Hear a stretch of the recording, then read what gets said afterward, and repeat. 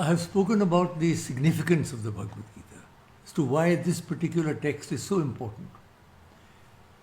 Let me now share with you some of the teachings of the Gita. Here again I am going to put 4 points before you. The first is that the Gita teaches us the theory of correct action, karma. What do we do? Everybody has a problem. Whether you're a student, whether you're a professional, whether you're a politician, wherever you are, a businessman, you have to do something. Now, the theory of correct action, it is difficult. Gahana karmano gati. Gita says it's difficult, the path of karma. One never knows what exactly one should do.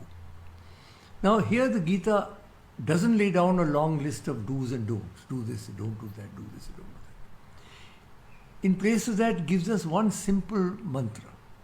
That is found in one shloka in the Gita. Yata pavittir bhutanam yen sarvam idam tatam sokarmana tamabhyartha siddhim vindati manava. That power which permeates this entire universe, it is by dedicating one's work to that power that one moves towards achievement, towards maturity, towards siddhi. Now, this is a very interesting thing because it means that whatever you do, if you offer that in love and devotion to your God, whichever form of God you like, or your Guru, or your Prophet, whatever, then you will know what to do, because then when you do something wrong, you will immediately know that this is not something that I should be doing and offering to the divine. So what the Gita says is that if you offer whatever you do, for example, I am a Shiva Bhakta. I offer everything I do to Shiva, including, for example, this talk. Now, if you offer your work to the divine, that gives you an inner guide all the time. You don't have to have a list of do this or do that. You know yourself what you're doing is right or what is wrong. And the moment you know that it is wrong, you will not do it, because you will have to offer that to the divine. So the theory of correct action involves karma yoga that I spoke about when I was speaking about the 4 yogas. That is doing dedicated works dedicated to the divine. And that doesn't mean they should be sloppy and disorganized. Shuchir daksha, the Gita says, whatever you do must be neat and clean and efficient. And that's something we need to learn, particularly in this country. There's too much sloppiness, and too much sort of chalta hai attitude. We need to be very clear in what we are doing. So the theory of correct action, I think, is the first major teaching of the Gita.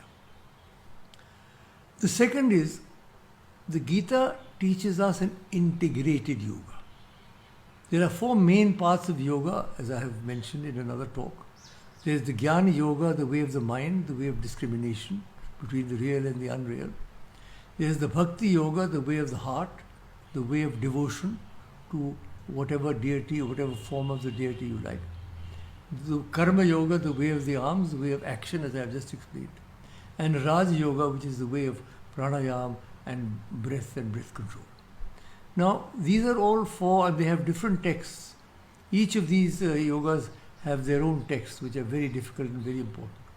But what the Gita does is, in a single text, it gives us introduction to all these 4 yogas. It talks about the Jnani, how it's important to be to do the Jnana Yoga.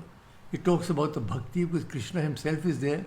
He is the great center of Bhakti. Krishna and Shiva have been the 2 greatest centers of devotion, intense devotion, for thousands of years in India.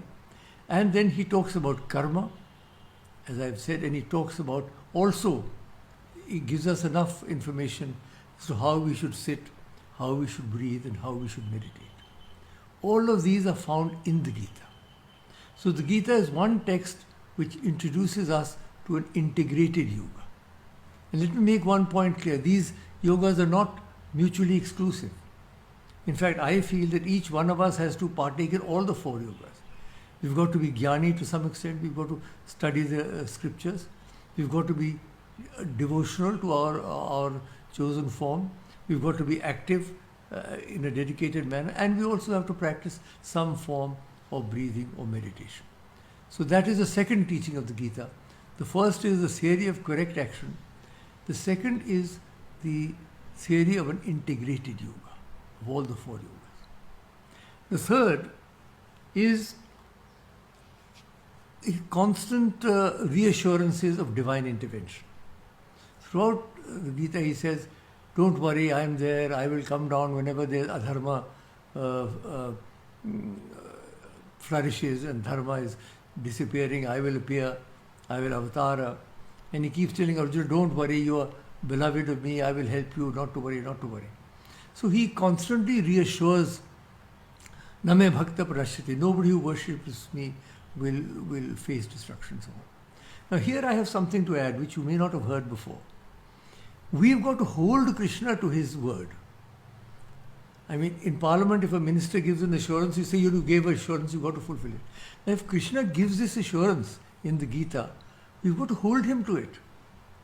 Otherwise, there is a share of Ghalib, which I always quote in this connection.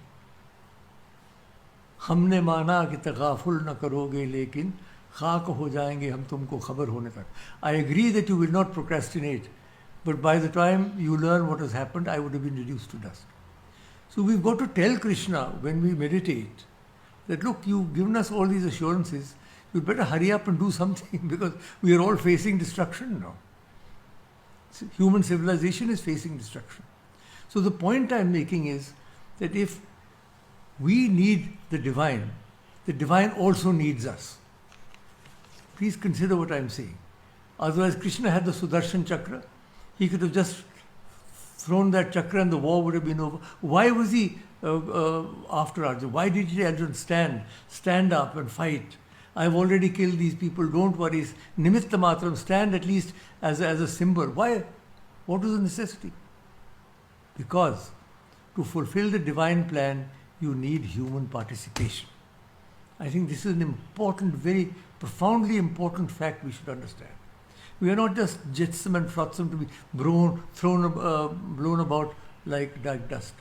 Each one of us encapsulates a spark of divine, and therefore he needs us. If we need him, he needs us. And therefore we have to hold him to his promise. He's given lots of promises in the Gita, and I think we should ask him to fulfill them. That's the third point that I like to make. It's an unusual point, but something which perhaps you may not have heard before. And the final point is, in the end, he talks of complete surrender. He talks first of the theory of correct action of karma.